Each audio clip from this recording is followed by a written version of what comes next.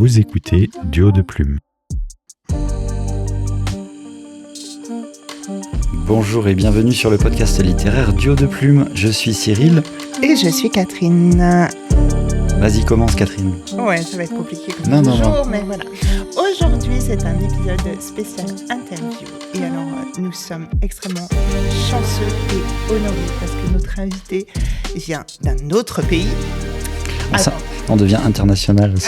Et on n'en est pas peu fiers.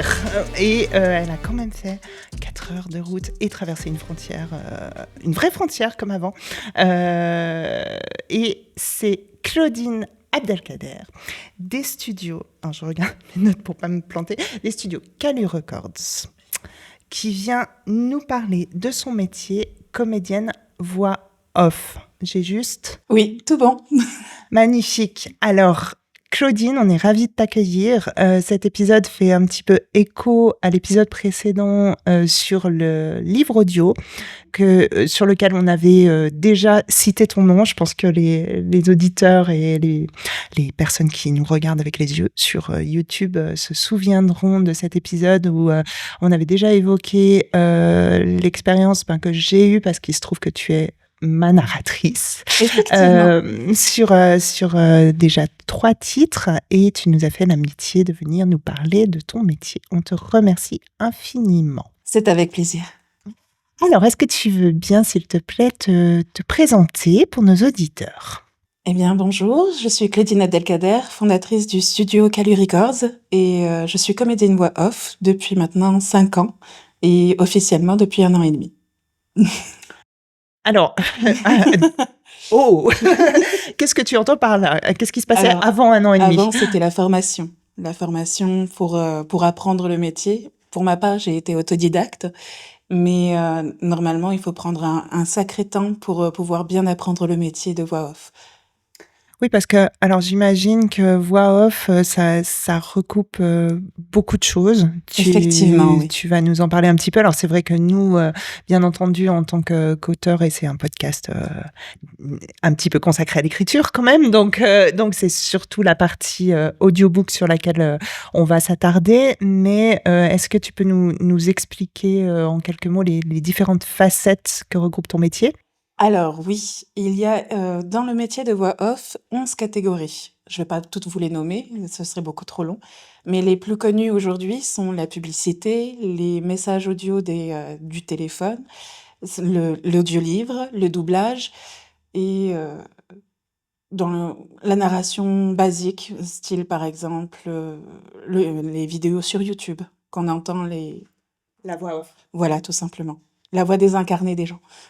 Est-ce que tu as aussi les voix, tu sais, de la SNCF, les voix du micro, les annonces publiques, les trucs comme ça? C'est aussi ça dans rentre ton les métier. Messages téléphoniques, les annonceurs. Ok. Mm-hmm. Oui, j'avais vu effectivement un reportage là-dessus avec une dame qui fait les voix et qui enregistre. Oui, mais c'est ça. Incroyable. Avec la bonne intonation. C'est génial. Ouais, alors après, je sais pas, socialement, les gens, ils t'associent à ça. Je pense quand c'est aussi diffusé que ça doit être quelque chose d'étrange. En fait, ce qui est le plus étrange, c'est que quand on commence, personne on ne nous connaît, nous reconnaît. Mais un jour, par exemple, on est en train de parler avec un ami ou avec son mari en plein milieu du magasin et t'as la personne qui se retourne, qui fait « Je vous ai déjà entendu ». Ça m'est arrivé une fois et j'ai fait « Bon, c'est possible. Bonne journée ». Non, mais c'est satisfaisant. En même temps, je pense que ça fait vraiment plaisir, oui. Je pense. Tu parlais de formation, c'est juste pour avoir une idée, quel niveau de formation? Pour ma part, je suis et je suis fière de l'être autodidacte parce que j'ai appris des plus grands, certes, mais je leur ai piqué leur travail et j'ai répété encore et encore. Mais par contre, effectivement, il y a des véritables formations qui sont aujourd'hui données, telles que l'école de la voix de radio, qu'on trouve à Nantes, à Lille ou à Paris. J'espère que je me trompe pas trop. Alors, il y a aussi, pas te dire, mais il y a aussi la formation qui a été donnée par Lorenzo de mémoire et qui, celui-ci, était très complète. Malheureusement, j'ai appris dernièrement qu'il ne la fournissait plus, mais qu'il y aurait une autre voix off, une grande voix off qui va le faire aussi. Mais là-dessus, je pourrais pas en dire plus. J'en sais pas plus. Toi, tu les as trouvées comment ces formations? T'as googlé le truc ou... Eh bien, j'ai cherché, Ouais, c'est ça. j'ai énormément cherché. J'ai Donc potassé à l'époque du Covid. Ah Le oui, c'est Covid. vrai que Comme oui, on quoi, est il en en est ressorti 2025, oui. quelques trucs positifs Voilà, quand même. grande période charnière pour tout le monde, je pense. Donc, pour ce qui est il y a aussi bien sûr des arnaqueurs qui sont sortis à ce moment-là avec des formations voix off où ils vous donnent 3 vidéos, ils disent, oh, bah, vous faites ça, ça, ça, et vous allez sur ce site-là et puis ça ira. Non. Non, bien sûr que non, parce que c'est tout un métier à apprendre. Mhm. Et je dis officiellement, pourquoi? Parce que pour moi, ça a été officiel quand ma notoriété était là et qu'on était venu me voir pour ma voix et mon professionnalisme. Avant, ce n'était pas le cas, j'étais juste un joueur, quoi, Mhm. un parieur de casino. Bon, c'est peut-être un petit peu la même chose dans tous ces types de métiers. Puis pour les auteurs aussi, il y a une espèce, tu franchis un cap entre quand C'est tu ça. écris pour toi ou que tu publies simplement sur les réseaux ou que tu finalises ton premier roman. Et là, tu te sens un petit peu plus professionnel. Forcément, il faut bien commencer par le début. Effectivement, dirons-nous. mais pour moi, c'est à ce moment-là où ça a vraiment... voilà. Et puis alors du coup, derrière une voix, il y a une personne. Il y a C'est ça. une personne avec son expérience aussi, qui a fait d'autres choses avant de faire la voix off. Et Oui. ça construit la personne et ton interprétation des personnages du coup. Effectivement, Peut-être tu peux parce nous que parler de ce que tu as fait avant. d'ailleurs, dans la formation de voix off, il y a des cours de théâtre. Et moi, j'utilise mes anciennes expériences professionnelles, mon expérience personnelle, pour pouvoir incarner les personnages Ouais. des livres ou des publicités, ce qui est très chouette. Je vous avoue, c'est très amusant. Alors, en bagot, juste avant, j'étais chef d'équipe. C'est ça, un chef d'équipe manager d'une équipe de Factotum dans la société Solution 30 à la Tour In-City, sous l'égide de Belkacem Nakouch. D'ailleurs, s'il passe par là. Voilà. Et c'est d'ailleurs aussi un peu grâce à lui que je suis ici en tant que voix off. Parce Ok. qu'il a eu vraiment une hargne de vaincre. Et j'ai regardé, pourquoi je ferais pas la même chose? Puis voilà. Donc, et j'ai été énormément de métiers avant. Je ne vais pas faire la liste, on n'aura pas le temps. T'as eu beaucoup d'expérience, quoi. Ouais. Voilà. Qu'est-ce qui t'a... Parce que c'est un peu niche, finalement, ce métier. C'est dans la catégorie de la comédie, ou des comédiens, on va dire, en général. Mais comment tu peux avoir envie d'aller précisément vers la voix? Ah, c'est une longue histoire. Raconte, on a du temps. Quand j'étais petite, je me racontais énormément d'histoires. D'ailleurs, j'ai dû te le dire. Oui. Quand, je me racontais énormément d'histoires avant d'aller dormir. Et on va dire que de fil en aiguille, je me suis intéressée à l'audiovisuel, au montage vidéo. Et j'aime pas ma tête. Donc, au bout d'un moment, je me suis dit, pourquoi pas la voix off? Et de fil en aiguille, j'ai oublié. Et un jour, je suis une geek dans l'âme. J'étais en train de jouer avec mon mari, avec d'autres personnes en ligne, et puis ils ont entendu ma voix, ils ont fait, mais t'as une voix de téléphone rose, c'est génial! Téléphone rose, j'adore. C'est génial! J'ai fait, mais non, puis j'ai fait une fameuse annonce de la SNCF, et mais on dirait la vraie, c'est génial et tout! Et j'ai fait, tiens, pourquoi pas? Et puis, de fil en aiguille, l'idée a mûri, et le Covid est passé. Et puis voilà. Ouais, c'est vrai que tu as une voix qui passe quand même super bien, spontanément. Et puis, alors, est-ce que moi, ça m'amène une question qui est pas prévue, mais je trouve que dans ton élocution, tu parles, tu articules beaucoup, quand tu Des formations prononces, voilà, professionnelles. tu faisais ça spontanément ou c'est venu avec... parce Alors, que même pour en ce qui off, est, c'est le cas de le dire, enfin même hors enregistrement, etc., tu parles de manière extrêmement posée, très articulée, je J'ai trouve. toujours été assez posée dans ma façon de parler, mais à force de faire ce métier, j'ai été obligée de beaucoup plus me poser, de beaucoup plus articuler. Pourquoi? Parce que quand on enregistre trop vite, on n'entend rien, on ne comprend pas, c'est de la salade ou du yaourt, comme certains professionnels le disent, et on a besoin d'entendre le message que l'on veut transmettre. Donc oui, j'articule correctement aujourd'hui. Mais par contre, ça, c'est problématique quand la personne en face ou le client demande un ton naturel. Et pour lui, naturel, il faut que ce soit du yaourt. Bon. Bon, après, tu sais adapter. Alors, tu La relation clientèle, ouais. Ouais, alors c'est sûr, mais je pense que tu as un panel. Alors tu nous feras peut-être en bonus à la fin de l'épisode un petit. Me regarde pas comme ça, on avait dit, Un petit test. on avait dit. Tu nous Ah, les montreras, anecdotes. ouais, alors les anecdotes et puis aussi de faire plusieurs voix, comme tu l'as fait juste avant.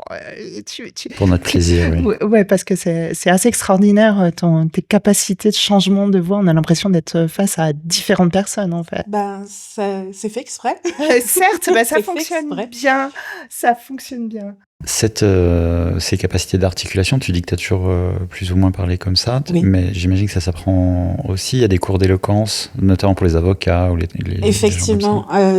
Aujourd'hui, ils appellent ça des cours d'éloquence ou d'élocution, mais avant, ça s'appelait des cours de charisme. Mhm. Oui, des cours de c'est moche. charisme.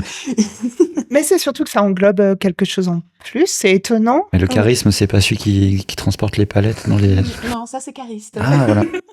Autant pour moi. Non, des cours C'était de la petite charisme. blague. Pardon. Pardon, c'est pour mettre à l'aise notre invité. Donc, Elle cours de était charisme. à l'aise déjà.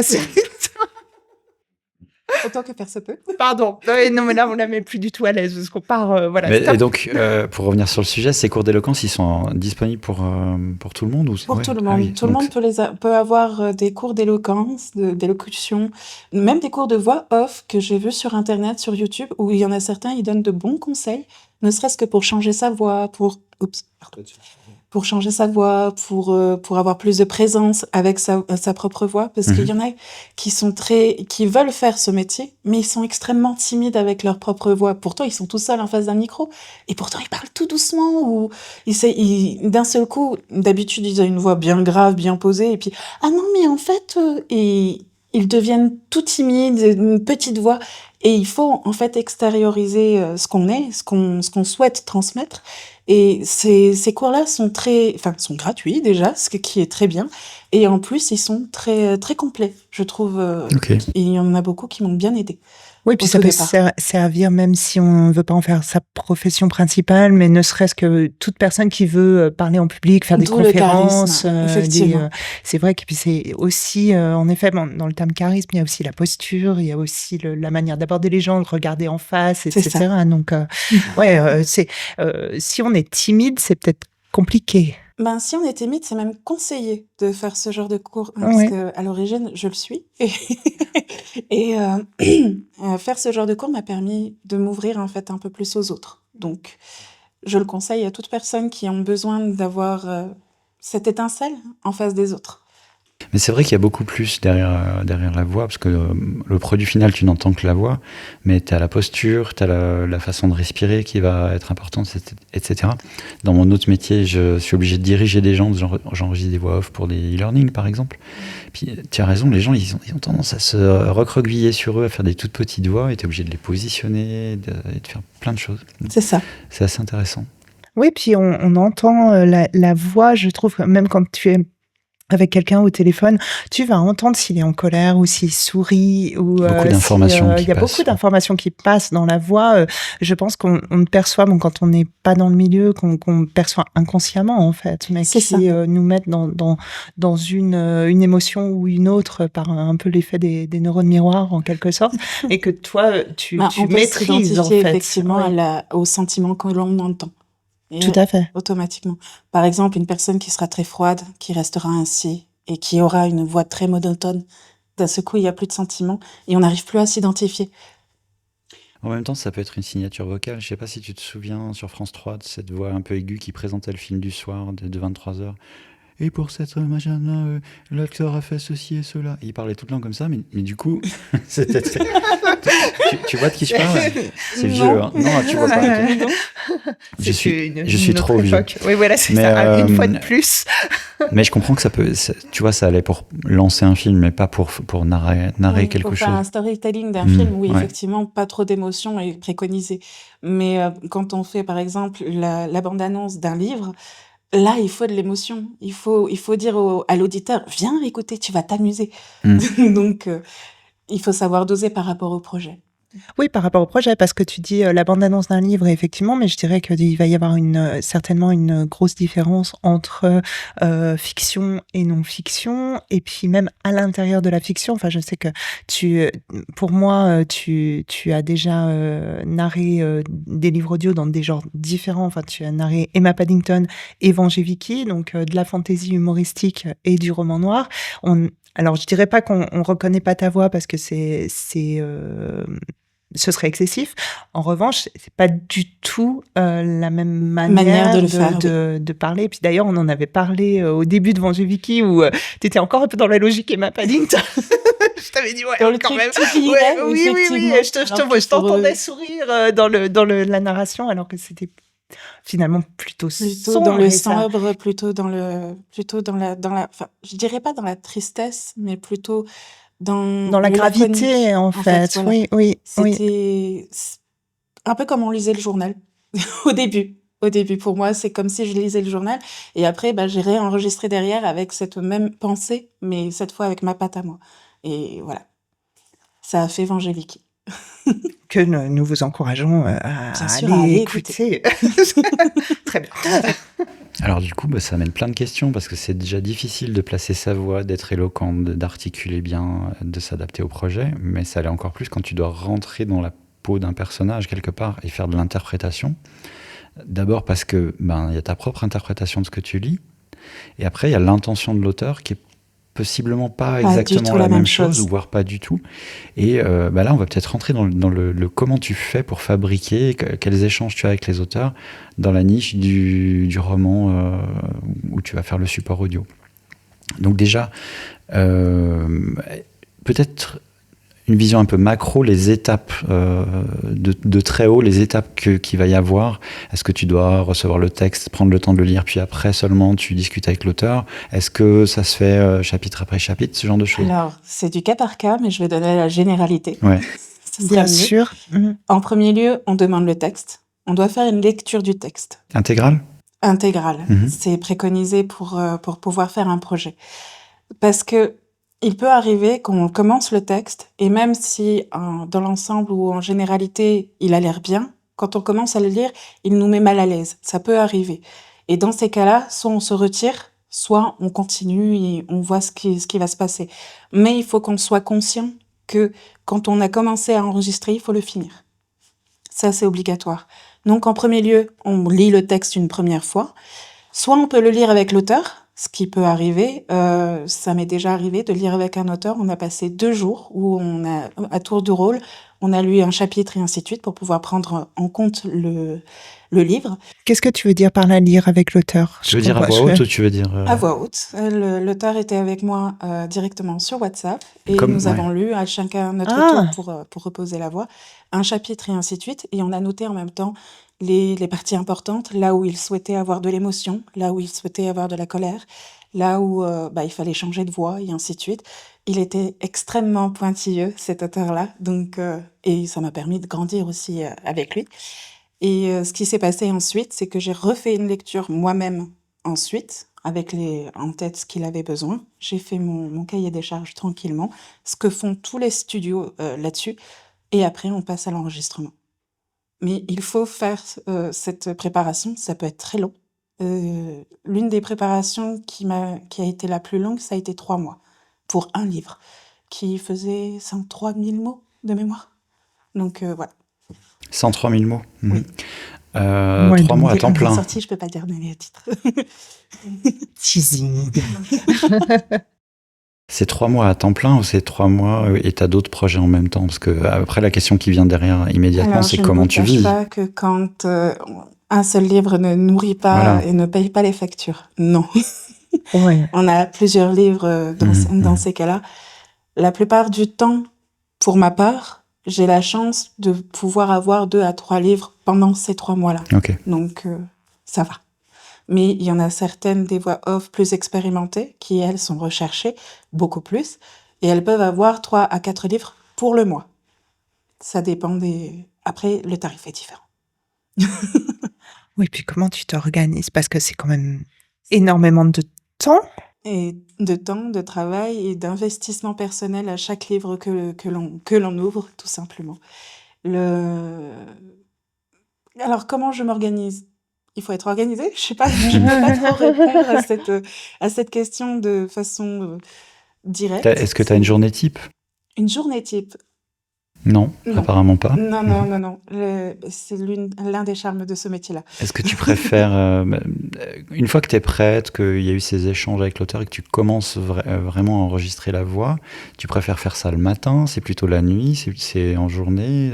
Ça dépend de c'est mon égal? humeur. Ouais. Parce qu'en plus, ça on a- dépend des projets que j'ai eus avant. Pourquoi? Parce que la voix, c'est un organe et il faut en prendre soin, surtout dans mon métier. Et parfois, je peux avoir juste 10 ou 15 minutes à enregistrer, ou parfois c'est 4 à 5 heures. Et là, dans ces cas-là, ce sera différemment que j'organiserai mon planning. Et puis du coup, alors, ça va être comme ça l'interview. Ça nous amène des questions, pardon. Hein, mais, Je suis là est-ce que pour ça. est-ce que c'est fatigant? Est-ce que tu peux te permettre d'enregistrer 4 heures avec la concentration que ça demande, avec les reprises, etc. sur un texte, et ça va dépendre du texte, ou ça va dépendre de quoi en fait? J'arrive pas à me rendre compte en fait. Enfin, Alors, si, je me rends compte parce que j'en ai grave. Pour enregistrer, on a lu chacun le premier chapitre de l'autre pour notre épisode de Noël, et je pensais que ça allait être facile. Et j'ai mis des plombes à faire ce truc, parce que j'étais jamais content de ce que je faisais. Donc je me rends un petit peu compte de l'énergie que ça prend, mais voilà, j'aimerais avoir ton point de vue. alors, cela dépend du livre, cela dépend de notre concentration, oui, et de notre état physique. Par exemple, un livre qui nous enjaille pas, mais qu'on est quand même obligé de faire, il y aura énormément de reprises à faire à l'intérieur. C'est automatique, c'est humain, c'est tout simplement humain. Après, je sais que par exemple pour Emma, je peux faire une douzaine de chapitres d'affilée sans m'arrêter. Mais il faut pas le faire. Il ne faut surtout pas le faire. La voix, elle doit changer en plus sur 12 chapitres. Donc, Effectivement, il y a un problème de en fait, cohérence. il y a la voix de narration, il y a la voix des personnages, et bien sûr, il y a plusieurs personnages féminins. Il y a la voix de Emma, qui elle a sa propre voix propre. Et ensuite, il y a, moi, j'ai 2 autres panels de voix, plus graves ou plus aigus, ou un peu plus vieilles. Et dans ces cas-là, je distribue selon le personnage, comment il arrive, comment je le ressens. Mais si on fait par exemple 4 heures d'affilée, comme tu l'as si bien dit, on ne peut pas, enfin, à la fin, on va le regretter. Pourquoi? Parce que la voix sera enrayée, on aura du mal. Elle fatigue. Elle fatigue très vite si on ne fait pas des pauses au moins de 15 minutes entre les étapes qu'on s'oblige à faire. Sinon, le lendemain, ça m'est déjà arrivé, pour Venger Vicky en l'occurrence, ça m'est arrivé 2 jours plus tard, plus de voix. Ah ouais, parce que je me souviens que tu m'avais dit, alors ça m'avait frappé, et c'est drôle que tu cites plus Venger Vicky que Emma, parce que je me souviens que tu m'avais dit que pour Emma, tu avais du mal avec Adi, le personnage du petit garçon, que tu devais vraiment beaucoup forcer ta voix. En fait, oui, j'ai un rituel à faire avant chaque intervention d'Adrienne Dadi. Et t'as un rituel. Tu peux nous dire ton rituel, s'il te plaît. Ça veut dire c'est quelque chose qui t'aide à rentrer dans le personnage? Dans les personnages, oui. On peut appeler ça une phrase clé. Ceci est un test pour une voix enfantine. Emma, tu viens voir ma chambre? Je suis fan. Achetez Emma Paddington. Donc voilà. Mais du coup, on voit bien, il y a ta phrase introductive là, Oui. En fait, et la voix est encore un peu différente. Voilà. La voix en fait, du on entend ma personnage. voix grave au début. Ouais. Ensuite, je prends l'intonation correcte. Ouais. Et après, je rentre dans le personnage. Ok.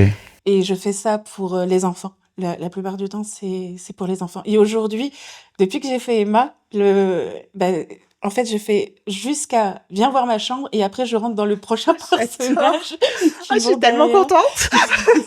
Ça devient mon switch, tout simplement, parce que j'ai remarqué que grâce à cette phrase-là, j'avais vraiment la voix d'un enfant qui est tout petit, qui vient demander un gâteau ou un truc comme ça. Et ça permet de concentrer et de se rentrer dans le personnage, tout simplement. Moi, c'est mon rituel, on va dire que c'est un petit toc. Mais d'autres ont d'autres rituels pour faire ce genre de choses et c'est très intéressant de les voir faire. Mais du coup, ça m'amène une question que je t'ai jamais posée, parce que comme tu l'expliques, en tout cas, c'est le parti pris qu'on a choisi pour Emma, où en effet, tu fais la narration et les personnages féminins, plus Adi, qui donc est un enfant, donc personnage masculin, mais qui n'a pas mué, avec des voix qui sont quand même relativement différentes entre tous ces personnages et la narration. Est-ce que tu fais à la suite, par exemple, sur les dialogues, est-ce que tu vas faire toutes les lignes d'Adi dans la foulée, ou est-ce que tu switches à chaque fois? C'est une excellente N'est-ce question. pas? C'est une excellente question. Alors, j'ai déjà essayé les deux méthodes. Soit A, je fais narration, le personnage, narration, et ainsi de suite. Soit B, je fais d'abord la narration. Je fais avec mon petit clicker, un clicker pour chien, je fais des marques sur ma piste audio. Et ensuite, je reviens avec la voix de Adi, la voix de Emma, et ainsi de suite. Et j'ai remarqué qu'il n'y avait aucune différence. Enfin, en termes de temps et de productivité, il n'y avait aucune différence. Par contre, c'est beaucoup plus fatigant quand on fait que les lignes de Adi d'un seul coup, ou que les lignes de Emma, ou que les lignes les cordes vocales sont beaucoup plus sollicitées. Parce que, comme vous devez l'entendre depuis le début, ma voix est plutôt dans les graves que dans les aigus. Donc, si je fais que des aigus pendant 1 demi-heure, 45 minutes, après, je suis obligée de prendre une grande pause. Ouais, c'est vrai qu'en plus, la voix d'Adi, elle est particulièrement forcée. Hein, elle est forcée. Non, enfin, non, mais forcée dans le sens. Non, je m'exprime mal. Non, alors, c'était pas du tout, comment dire, une critique, au contraire. Enfin, mais elle est très différente en, qu'est-ce qu'on dit, tessiture. De la texture de la voix d'origine. Voilà, donc, on sent que ça doit te demander, enfin, moi, quand tu m'as dit que ça te, oui, voilà, que ça te fatiguait. Au niveau du larynx et au niveau de la voix nasale. Et puis, alors par exemple, sur l'exemple que tu as fait de la voix d'enfant, j'ai remarqué que le volume était plus fort. Du coup, ça te demande plus d'énergie aussi. Et donc, voilà, en fonction des voix que tu fais, ça va consommer, entre guillemets. Alors que si, par exemple, je dois faire un homme, d'un seul coup, ce sera beaucoup plus posé, ce sera plus dans les graves, et ainsi de suite. Et après, ça dépend du caractère de l'homme, par exemple. Okay. Et puis alors avec ça, alors c'est vrai que je reviens un petit peu en amont où tu expliquais que dans la phase préparatoire du texte, tu avais travaillé donc avec cet auteur où vous lisiez mutuellement tout le texte, ce qui a dû prendre un temps infini. Ça nous a pris 2 jours. Ouais, alors en faisant un peu genre que ça. 18 heures. Bon, après il y a en tout cas moi je sais que nous deux on a pas procéder de cette manière-là, et parce que que j'ai appris ta façon de fonctionner. Oui, alors est-ce que c'était une façon aussi que tu as fait qu'avec moi, ou? Alors non, d'habitude j'essaye d'instaurer la façon de faire ensemble avec d'autres auteurs parce que ça me donne plus de liberté créative pour ce qui est des personnages. Et je m'explique un peu mieux. Certains personnages sont vus par les auteurs de façon différente de moi, ce qui est normal parce que j'utilise ma propre expérience pour incarner les personnages. Cependant, quand ils entendent leur texte avec leur narration et le personnage que je fais, ils sont très contents. Parce que d'un seul coup, ils sont là, ils sont réels. Il y en a même certains qui m'ont dit « Je ne l'imaginais pas comme ça, mais il est génial !» Et pourtant, il y en a certains auteurs que je ne nommerai pas, s'ils passent par là, coucou. Eh bien, ceux-ci veulent que leur personnage rentre exactement dans leur vision. Après, je les comprends. Ce sont leurs histoires, c'est tout à fait normal. Mais je pars du principe que quand on écrit l'histoire et qu'on la publie, d'un seul coup, elle est plus trop... Enfin, elle est à eux, oui, mais elle est aussi au lecteur et à son imagination.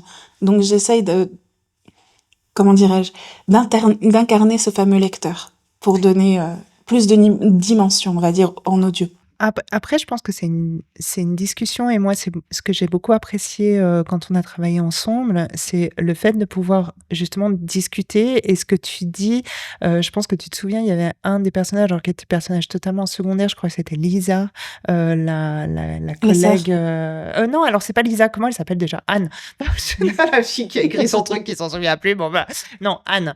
Lisa, il y a pas, c'est pas elle, mais Anne qui intervient au début de l'histoire, et puis après qu'on perd un petit peu de vue. Donc c'est vraiment un personnage secondaire qui a pas beaucoup de lignes de dialogue, mais c'est vrai, la manière dont tu l'avais incarné, oui. Je crois que je te l'avais fait refaire, enfin on en avait rediscuté, je t'avais dit ouais mais non, elle est Elle est Oui, pas parce que comme pour ça. moi,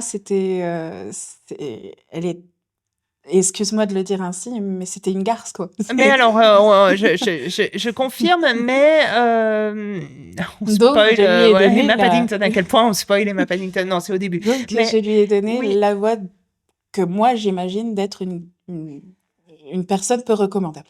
Voilà, oui, on oui. va le Mais dire c'est ainsi. vrai, mais alors, et effectivement, ça se défendait, sauf qu'il y avait l'inconvénient de cela, c'est que tu la voyais garce parce que tu connaissais la suite de l'affaire, parce que tu avais justement déjà lu le livre, mais pour le lecteur qui rentrait dans l'histoire, c'était au début ce personnage, la meilleure amie d'Emma, et on savait pas que c'était une garce. Donc je pense que c'était ça peut-être qui me chagrinait, ou simplement je la voyais pas comme ça. Et puis Après, j'ai c'est modifié, tout simplement. exactement, et c'est super intéressant. Et à contrario, j'ai eu aussi clairement lors de notre travail ensemble, enfin notamment, j'avais une petite période pour m'habituer, je crois que c'était pour Salimatou, où ta voix de départ qui est assez basse. Oui, parce que je et l'imaginais créole, je l'imaginais avec une voix forte, tu sais, dans les dinners américains où on est obligé de crier « Je veux le sandwich un tel machin là ». Et donc, ça rend la voix plus basse, plus grave quand elle parle normalement. Enfin, je l'imaginais comme ça. Mais complètement, et ça m'a surpris, mais c'est exactement ce que tu disais, ça m'a surpris, je me suis dit, ah mais non, mais en fait, ça lui va bien. Et souvent, alors quand j'écoute les rushs que tu m'envoies, j'écoute, et puis quand je ne m'arrête pas sur ma première idée, je me dis, ok, je vais continuer d'écouter, et puis je vais voir si l'effet de surprise passé, si tout à coup je me dis, ah ouais, mais non, en fait, c'est bien, et dans 90% des cas, c'est en effet ce qui se passe. Et alors, pour revenir un petit peu en amont à ce qu'on disait, c'est vrai que dans la phase préparatoire, toi, il y a toute ton travail de lecture du manuscrit qui est un travail extrêmement actif et où tu suggères beaucoup de choses déjà sur le papier. Et il y a beaucoup de suggestions. Il y a aussi de séparer ce qui pourrait poser problème à la prononciation. Par exemple, il y a des mots tels que Justin. Voilà.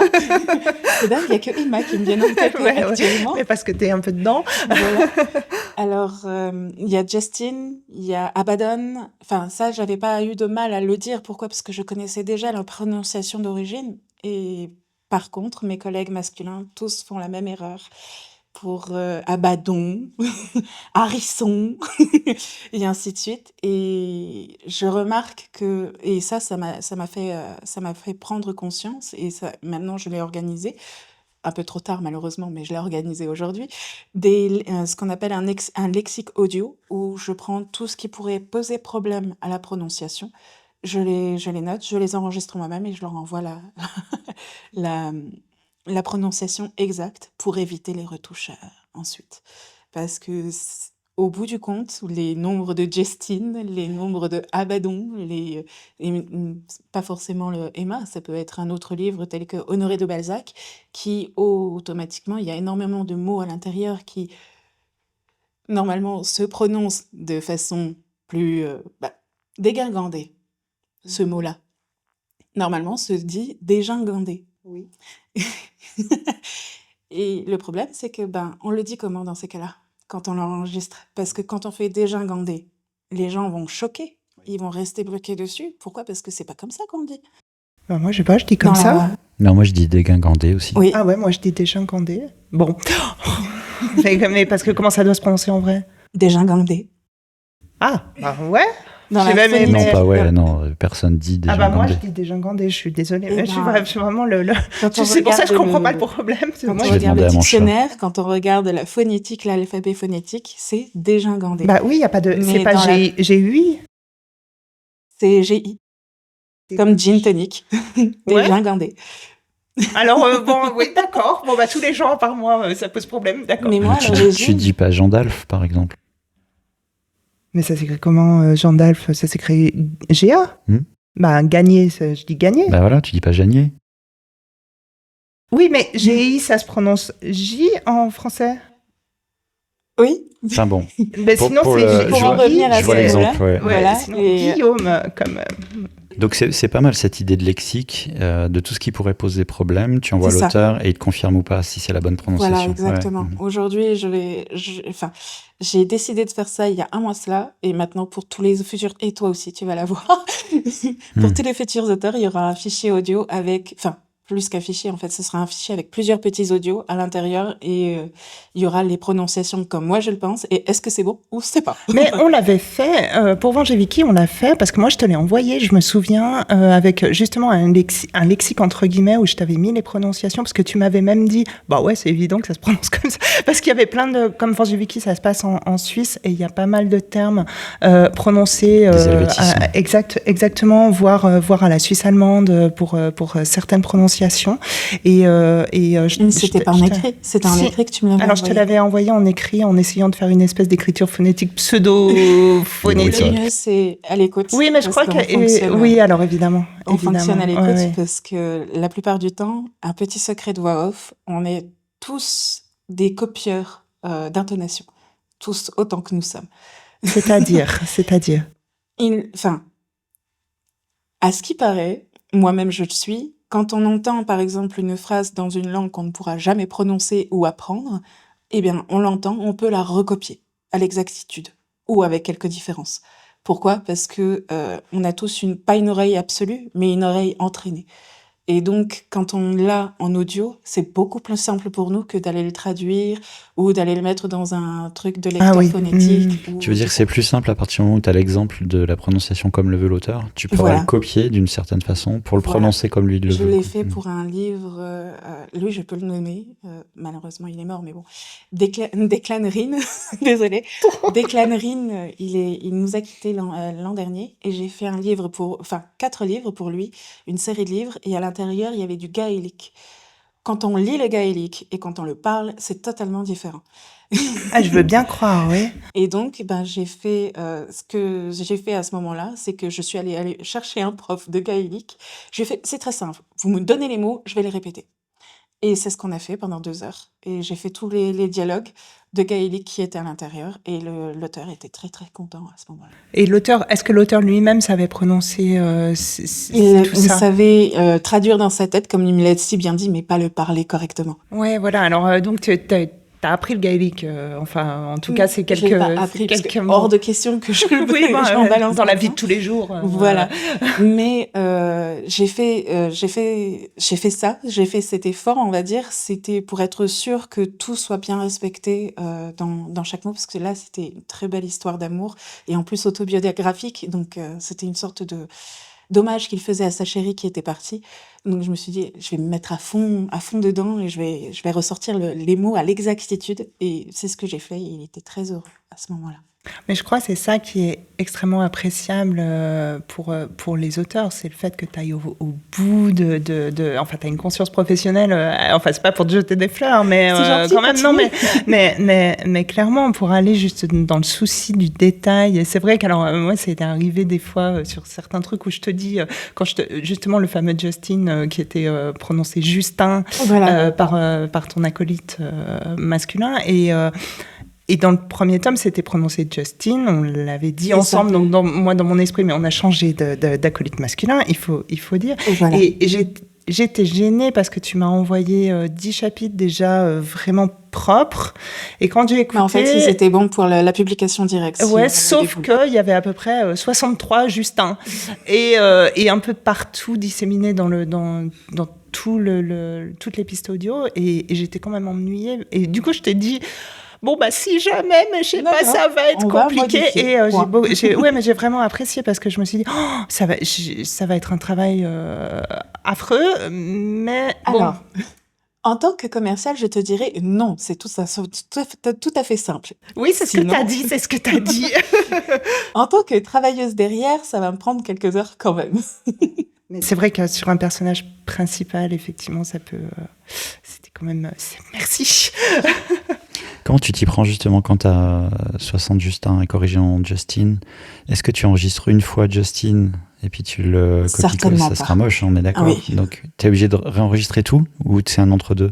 Alors, il n'y a pas d'entre-deux dans ce genre de cas. On réenregistre la phrase dans Ah, l'entièreté. oui, la phrase, mais pas tout le chapitre, quoi. Pas tout le chapitre, Voilà. non. Ça m'est Mais la déjà phrase, oui. arrivé de faire des chapitres entiers, de refaire des chapitres entiers. Ça a été pour Emma aussi. Pourquoi? Parce que quand je suis revenue derrière, c'était pas le bon ton qui était pour le. Mais ça, c'est que dans une histoire de ton. Si c'est une histoire de prononciation, dans ces cas-là, c'est la phrase en elle-même ou le mini-paragraphe à l'intérieur de la phrase, enfin, du chapitre, qu'on va refaire. Ouais, ok. C'est pour éviter les dissonances audio, mais aussi pour éviter d'un seul coup, par exemple, c'est une situation dramatique, mais on a un ton guilleret quand on dit Justine, et puis après, ça va pas. Ça va pas du tout, c'est dissonant, c'est moche. Donc dans ces cas-là, je fais refaire et je fais refaire aussi à mon homologue masculin dans ce genre de cas. D'ailleurs, il m'en veut beaucoup. D'ailleurs, ça veut dire qu'on va encore être obligé de changer de narrateur masculin pour le tome 3? Non, il est content de le faire, c'est juste qu'il n'a pas l'habitude de faire des audiolivres, il me l'a dit après Venger Vicky, et il m'a fait que, comme quoi, il s'y habituera. Bah, t'as intérêt, Coco. Voilà, c'est t'as mieux. choisi ce métier, on y va. Alors, c'est peut-être justement, puisqu'on parle de l'homologue masculin, on peut aussi rebondir là-dessus. Comment ça se passe pour les auteurs, un auteur qui a envie de convertir son livre en audiolivre. Donc, comment ça se passe? Qu'est-ce que tu proposes? Enfin, qu'est-ce qu'on peut proposer à l'auteur entre toi qui lis tout ou où est-ce qu'ils interviennent, ces homologues masculins? Raconte-nous.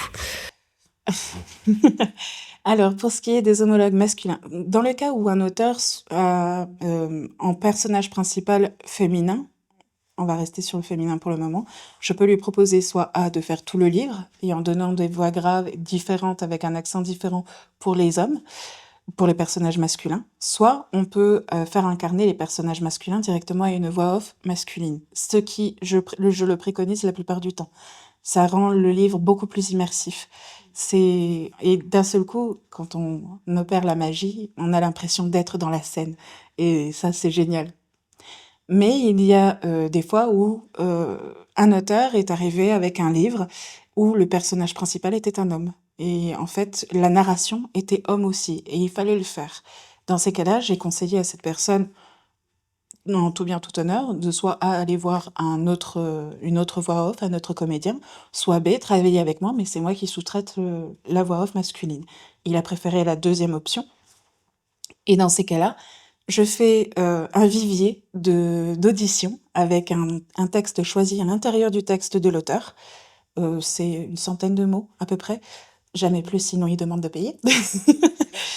Et ensuite, je fais des auditions à l'aveugle. Automatiquement, je reçois, j'efface les noms, je mets un numéro pour chaque voix off pour éviter les parties pris, on va dire, parce que ça peut arriver malheureusement. Et l'auteur entend, écoute, et elle choisit. Elle choisit selon son budget, parce que je mets quand même le prix demandé de la voix off. Ça peut aller à 125 €, on va dire, jusqu'à 2300 et des brouettes d'euros. Ça Ah oui, dépend c'était pour le même, effectivement, quand on l'avait fait Voilà. c'était pour Venger Vicky. C'est ça. Et c'est très, très, très disparate, ouais. C'est très disparate, surtout qu'on n'a pas de convention, je dirais, pour ce qui est des prix. Mais après, ça s'explique par rapport aux écoles qu'ils ont. Il y en a certains, ils ont fait des écoles, ils ont payé 6, 10, voire 15 000 € d'éducation dans leur métier. Donc, ils ont besoin de se rembourser. Je pense que c'est normal. Après, de toute façon, chacun met les tarifs qu'il veut, enfin, dans Voilà. un métier où Après, ils sont freelance. il y a quand même des échelles à respecter. Il y en a certains, c'était un peu exagéré. Disons, après, ils risquent d'avoir moins. Il faut vraiment qu'ils se démarquent. Enfin, c'est vrai que dans l'échantillon, en l'occurrence, sur notre propre expérience, j'avais pas trouvé que les voix qui étaient vraiment beaucoup plus chères étaient particulièrement exceptionnelles par rapport aux voix plus raisonnables. La façon de le dire. Il y en a même certains, ils ont voulu rajouter des effets, parce qu'il y en a un ou deux que je t'ai pas donné. Mais il y en a d'autres, voilà. Oui, puis il y en a qui étaient très, très étonnants. Oui, c'était très... Et résultat, l'auteur choisit par rapport à son budget, par rapport à la voix qu'il entend, et celui qu'il préfère. Et ensuite, normalement, on fait un chapitre type avec ma voix et celle de la voix off masculine. et on l'envoie ensuite à l'auteur pour savoir s'il est d'accord, si ça rentre dans sa vision de son histoire. Si c'est le cas, rouler jeunesse, on y va. Donc à ce moment-là, toi, dans un cas de figure comme ça, c'est l'auteur, comment ça se passe? Est-ce que c'est l'auteur qui sort les phrases qui doivent être dites par l'homologue masculin, ou toi, tu t'occupes de faire le découpage dans le texte? Alors, soit l'auteur est très pointilleux, dans ces cas-là, il va le faire lui-même, il va faire le découpage, soit c'est moi qui le fais directement pendant la formation du cahier des charges. Les deux façons se valent. Pourquoi? Parce que parfois, les auteurs ne disent pas qui a dit telle phrase, qui est machin. Et c'est à la fin du chapitre qu'on se dit ah mince, c'était un personnage masculin qui disait ça. Bon ben on revient en arrière. Oui, alors mettez des incises dans vos dialogues. Ça facilite Pas les trop non choses. plus, Pas trop mais non plus, mais un petit peu qu'on sache. Ouais, c'est vrai que des fois, il y a des dialogues, on ne sait plus trop qui voilà, parle. on Il ne peut y sait plus avoir un trop qui doute, voilà. parle, on a des doutes, dans notre imagination, non, c'est la dame qui dit ça. Et puis quand on revient sur l'histoire alors qu'on est en train d'enregistrer, ah non, c'était pas la dame qui disait ça. Ou quand il y a plus de 2 personnages aussi. Je pense que voilà, quand on a Aussi. les effets de groupe, et puis les effets de groupe, quand on les écrit, des fois, on ne sait même pas qui parle. Ça Et fuse. aujourd'hui, t'as dû le voir, sur les cahiers des charges, aujourd'hui, je rajoute au-dessus de chacun des dialogues qui dit la phrase et quel est son ressenti au moment de la phrase. Parce que, comme tu l'as si bien dit, je suis comédienne voix off. Donc je dois incarner le personnage. Et ce n'est pas méchant, mais parfois les voix off avec qui je travaille n'arrivent pas à incarner correctement le sentiment qu'on veut retransmettre. Par exemple, si la personne est froide mais en colère, il faut quand même qu'on entende un peu cette colère derrière, pas rester complètement froide. Ou elle est inquiète, d'accord, elle est triste aussi, mais il faut mettre de l'inquiétude, il faut mettre de la tristesse et pas rester tout guilleré pendant tout le... Voilà. Donc aujourd'hui, je mets un point d'honneur à mettre le nom, enfin le suffixe nécessaire pour identifier, qui est MX pour musique, DX pour dialogue et FX pour ce qui est des sound effects. Et ensuite, on rajoute le nom du personnage incriminé, incriminé et le ressenti qu'il doit y avoir dans le dialogue qui a juste en dessous. C'est Oui, beaucoup plus simple. c'est vrai que c'est parfois aussi difficile parce qu'on l'oublie un petit peu en tant qu'auteur, mais les lignes de dialogue qui sont données à ton homologue masculin, en fait, il n'a pas forcément tout le texte, ou même s'il l'a, il prend pas forcément le temps de le lire. Et donc, il va avoir des phrases qui vont être un petit peu parachutées Sans contexte. sans contexte. Donc, c'est vrai que s'il n'y a Alors, pas cette précaution, et même avec cette précaution, des fois... Pour ma part, j'envoie toujours un fichier avec que son texte et un fichier avec tout le texte. Oui. Parce que je pars du principe que quand on veut interpréter un personnage, on doit savoir comment l'interpréter et comment s'identifier à ce personnage.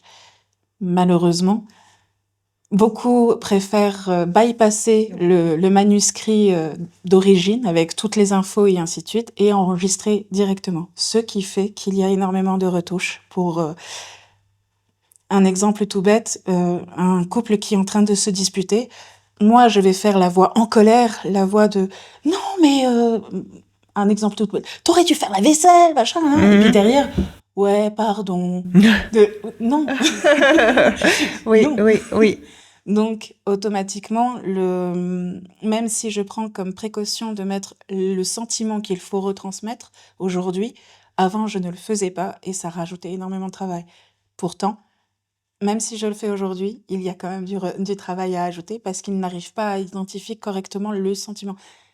C'est ce que j'ai appris d'ailleurs, c'est qu'on a plusieurs sentiments d'angoisse. Il y a l'angoisse de, par exemple, la voiture qui est tombée en panne, ou l'angoisse d'aller à l'hôpital d'un seul coup parce qu'il y a eu quelqu'un qui s'est brisé l'épaule, par exemple.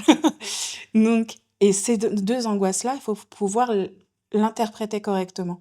Et le pire là-dedans, c'est que quand on s'écoute, eh ben, c'est pas forcément la bonne angoisse qu'on a mise. Je sais pas si j'arrive à correctement... Si, tout à fait, oui. Voilà. Donc, travailler avec des homologues masculins est très intéressant parce que beaucoup ont une façon de travailler très différente. J'ai appris de tous mes collègues masculins derrière. Cependant, il y en a beaucoup qui devraient revoir leur cours de théâtre. Petite pique derrière. Comment t'es installé? Puisque donc je comprends que tu annotes le texte Oui. avec des notes d'intention, des notes de, tu disais MX, FX, etc. Donne-moi une image. Si j'ai bien compris, tu enregistres debout, donc tu es devant Oui. ton micro. C'est quoi? C'est un iPad? C'est des pages à tourner? Comment ça se passe? Comment tu vois tous les effets que tu veux mettre, etc. Alors, dernièrement, j'ai amélioré mon système, heureusement.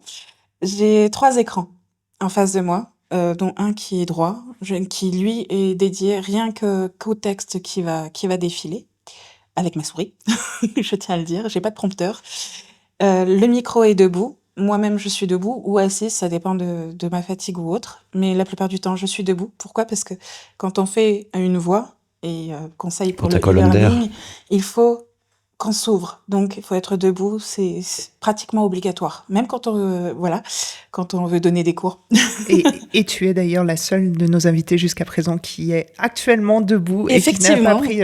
on sait que sur Du Haut de Plume, il y a des chaises en embuscade aussi. On ne sait jamais ce qui peut se passer. C'était pas à cause de ça. Non, je préfère être debout actuellement. C'est tout simplement ça. Et j'ai mon micro qui arrive ainsi, par le plafond. Pourquoi? Pour éviter que le son ne se réverbère sur le plafond et qu'il revienne sur le micro. Ensuite, je me suis fabriqué une cage acoustique,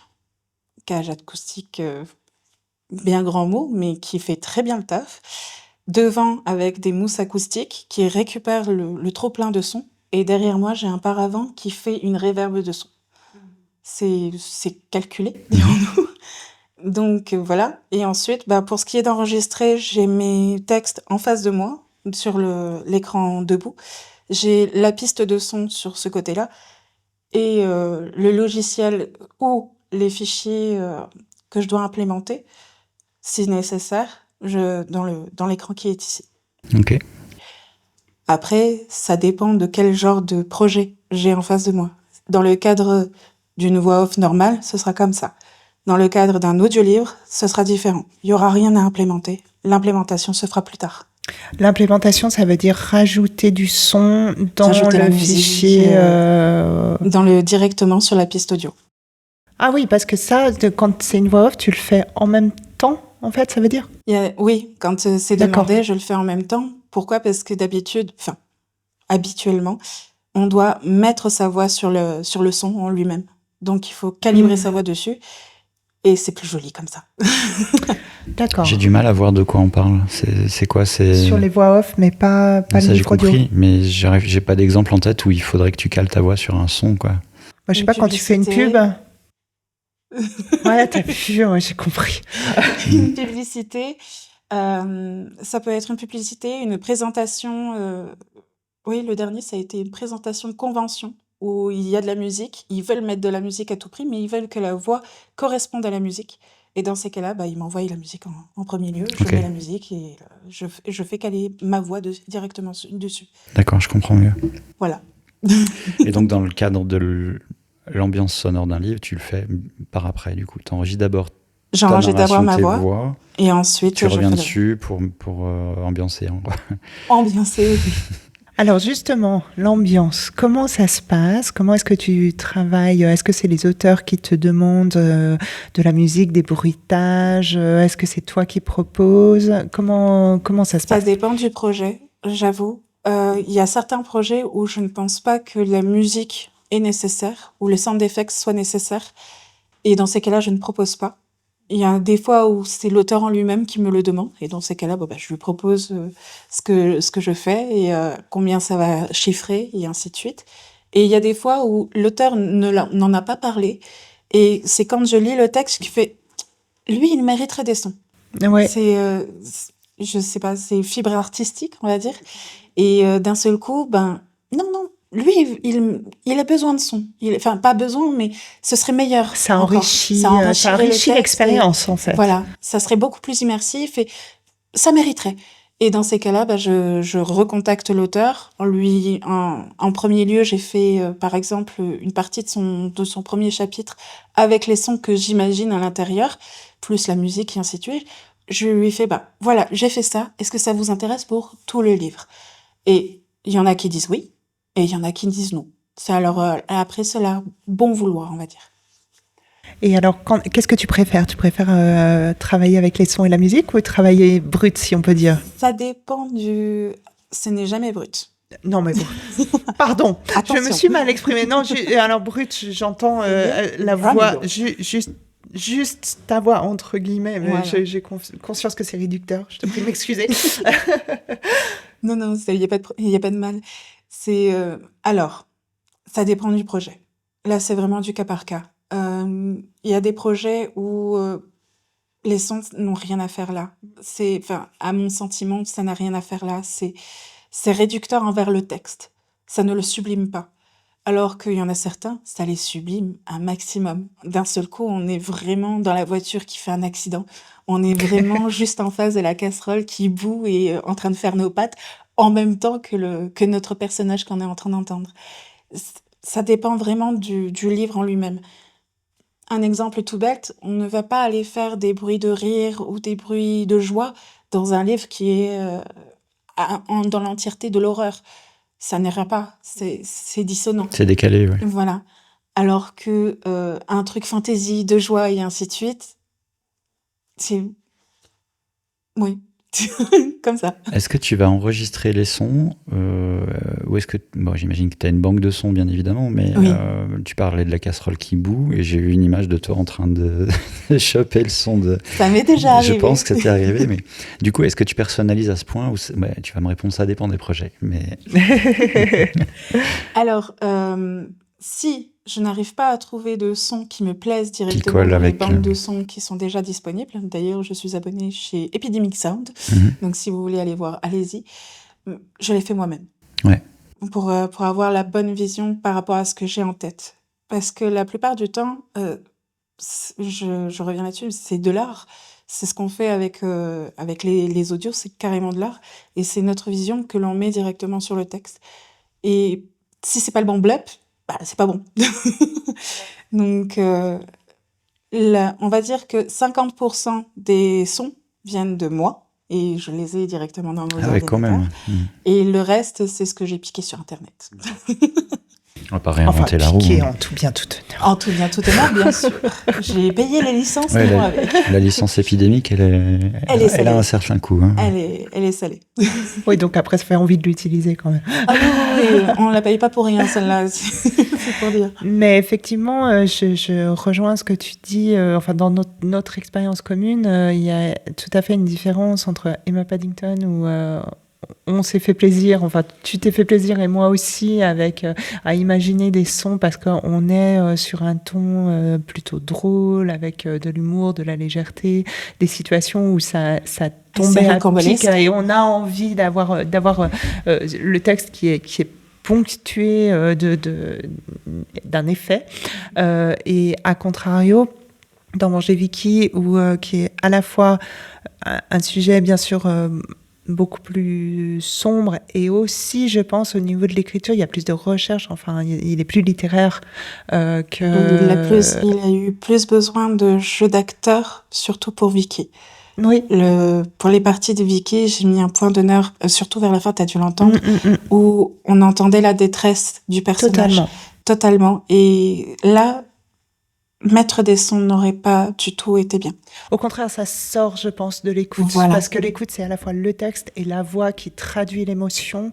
Et c'est... Alors, j'ose pas dire brut, parce que manifestement, non, mais c'est l'émotion, le sens l'émotion brute, tu vois. Il faut savoir, quand tu reçois un son de toi, il n'est jamais brut. Il a bien été sûr transformé, on va dire, égalisé, normalisé, mixé. Et... résultat, il est magnifique, il est propre, mais il n'est pas brut du tout. Non, mais alors brut, encore une fois, c'était plus sur le ressenti, tu sais, de dire l'émotion brute, dans le sens où l'émotion passe de manière totale et naturelle et fluide et par opposition à quelque chose qui serait plus artificiel si c'est guidé et suggéré par du son ou de la musique. Voilà. Et en cela, brut dans l'émotion, c'est plutôt un compliment. Enfin, je sais pas comment me récupérer. Tu veux bien continuer à travailler avec moi? Très bien. Mais c'est tout l'art de ce métier, c'est que tu utilises des choses complètement artificielles. Le son est retouché, il est égalisé, normalisé, il est traité. Il y a des bruits que tu enregistres dans la cuisine pour faire un vaisseau spatial, des trucs comme ça. Oui. Mais le but, c'est que ça ressorte ce que toi t'appelles brut, c'est-à-dire le plus naturel possible à l'écoute. Et c'est là tout l'art du truc. C'est super intéressant. Et pour revenir au vaisseau spatial, ça m'est déjà arrivé de le faire dans ma cuisine. Mais oui, je suis pas étonné. C'est la casserole qui a fait le boulot. Quand tu t'intéresses un peu à ça, tu vas voir les making-of de Star Wars, notamment ILM, ils ont une banque de sons incroyable qu'ils ont mis à disposition aussi pour la plupart. Mais tu regardes comment ils ont fait les sons d'un vaisseau qui passe ou des choses comme ça, puis c'est des trucs complètement barrés. C'est en froissant papier de un bout bonbon, de papier, c'est en faisant tourner un bout de tuyau percé devant le micro, c'est des trucs comme ça, quoi. Bah, par exemple, quand je dis en narration qu'on traverse une forêt, d'un seul coup, je sors mon mouchoir et je suis comme ça avec mon micro et je fais le bruit des feuilles. Il y a beaucoup de vent. Attends, on va rajouter un peu plus de vent et ainsi de suite. Effectivement, j'ai eu énormément l'occasion de voir comment ils faisaient les sons. C'est affolant. C'est bluffant. C'est un métier à part entière. Ouais. Ah, mais c'est super intéressant. L'autre chose, c'est donc je t'écoutais parler de Angéviki. Sur certains romans, ou certaines scènes même, tu dois être complètement en vrac d'un point de vue émotionnel après avoir lu certains passages, quoi. Oui. Et comment tu fais le switch? Non, pas le switch, mais ça a un coût, je pense, de vivre ça. On le vit par nos métiers, oui, c'est ça. Et comment tu fais? Quelles sont tes ressources pour Alors, pour Angéviki, coper, j'allais dire, mais c'est quoi le mot en français pour digérer ça? Pour Angéviki, j'ai demandé à mon mari de me faire un gros câlin. Bon, alors, Angéviki, c'est vachement bien comme livre, quand même. Je vais dire, vous pouvez le lire sans tomber dans la dépression la plus sombre. Merci, les amis. Non, c'est pas ça, mais il y a des scènes qui sont difficiles. Bien sûr. Évidemment que l'ensemble du roman, tu n'as pas envie de te prendre en sortant. Mais il y a des scènes difficiles. Vous pendez pas, ne vous pendez pas. Non, il est magnifique comme livre. Franchement, il est vraiment magnifique.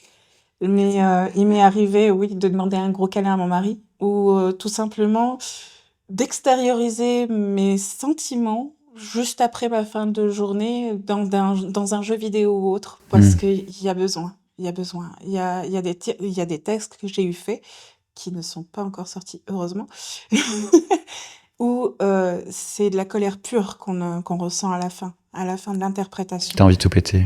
Voilà, et mon écran pourrait plus passer totalement par la fenêtre. Et pourtant, ce n'est pas moi le personnage, mais on le ressent comme ça. Oui, bien sûr. Bon, après, le client est très content. C'est bien. Oui, mais alors, en tant qu'auteur, je te dirais que si on arrive à susciter ce type d'émotion, c'est le but, c'est plutôt on a gagné, quoi, parce que justement, ça veut dire que le texte déclenche quelque chose, n'est pas reçu d'une façon neutre, et c'est exactement ce qu'on cherche à faire. Voilà, mais moi aussi, je dois retransmettre l'intention de l'auteur. Donc, avoir la bonne dose de colère, la bonne dose de tristesse, d'angoisse, de peur, tout ça, ça peut faire un énorme amalgame. Et c'est pour ça que la plupart du temps, dans une journée type, comme on change de sujet, on change de texte. Mais si on finit la journée avec un truc de colère, on va aller jouer aux jeux vidéo ou on va trouver un exutoire. Tu vas péter des zombies sur Left 4 Dead ou un truc comme ça. Exactement. Moi, c'est Killing Floor. Bon, je vous laisse. L'un ou l'autre. C'est Killing Floor ou je suis plus soft en ce moment, c'est plus du Guild Wars 2. Donc voilà. Mais bon, ici c'est les auteurs littéraires. Non mais alors on peut faire un deuxième épisode où je m'en vais. Il n'y a aucun problème parce que je pense que Cyril est un bon interlocuteur, mais pas moi. Mais on va faire 3 minutes geek quand même. Allez-y. Par exemple, quel type de micro? Ah, c'est un NT1 Rode. Ok. Micro sur pied, condensateur, ça directement, oui. Avec la carte son SSL2. D'accord. Donc, tu enregistres ton son directement sur un ampli sur l'ordi ou ça passe par un enregistreur à part? Non, je ne fais pas de backup directement parce que ma machine ne le supportera pas. Ok. C'est un portable que tu as?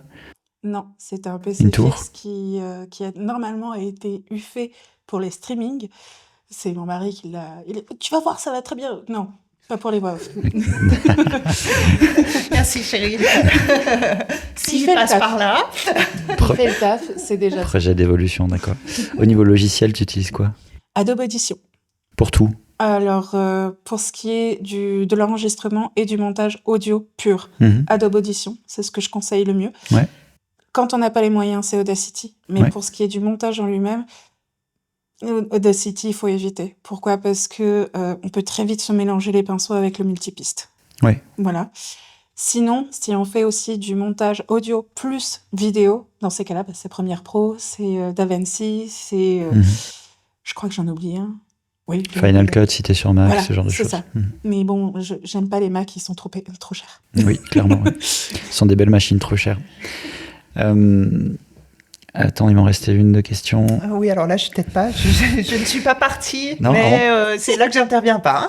Reaper, tu connais pas pour le montage audio? Pas du tout. Je connais Reaper, j'y ai eu travaillé pour 1 ou 2 projets. Il m'a pas trop... J'ai pas trop apprécié travailler avec lui. Et on finit la geekerie là-dessus, mais j'ai posé la question à plein de gens, et en gros, ça passe ou ça casse avec ce logiciel, c'est assez curieux. Il y a des gens qui, une fois qu'ils ont testé Reaper, ils peuvent plus passer de ce truc et ils sont obligés de tout faire dessus.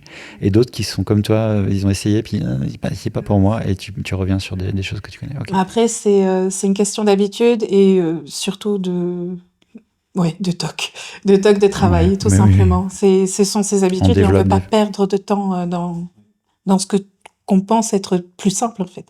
Donc, voilà.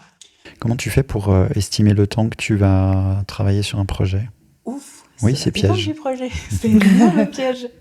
Tu mériterais d'habiter en Normandie. Ça dépend. Ça dépend.